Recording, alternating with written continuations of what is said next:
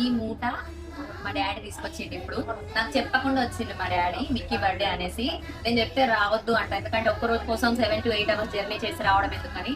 Sweet box last లో open చేస్తా. నేను ఆల్రెడీ ఇంట్లో చట్నాలు చేసుకున్నామ్మా అంటే కూడా మా మమ్మీ పంపింది. ఇంకా వాళ్ళకి ఏం చెప్తారు చెప్పండి. మా మేనత్త సంగీత అత్తమ్మ కూడా పంపిందంట చట్నాలు అప్పాలు. చూడండి, చట్నాలు, అద్దాల గారెలు, మురుకులు, అరిసెలు, ఇంకేమేమి ఉన్నాయో ఇందులో. ఇంకా నేను ఇప్పుడు ఓపెన్ చెయ్య మొత్తము.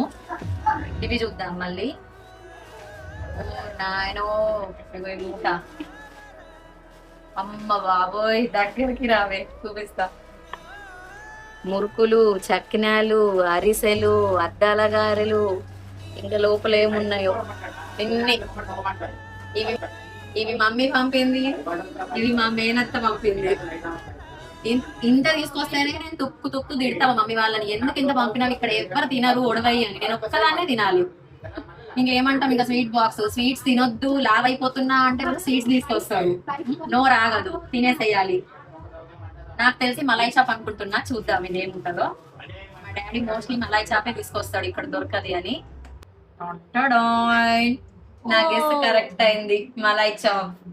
ఈ స్వీట్ ఎంత మందికి తెలుసో కామెంట్స్ లో చెప్పండి. మా కాగజ్ నగర్ లో స్పెషల్ గా అమ్ముతారు ఇది Rajasthani sweet malai chop. Super ఉంటది టేస్ట్. సో ఇదండి కథ, మా డాడీ చూపిస్తా తర్వాత.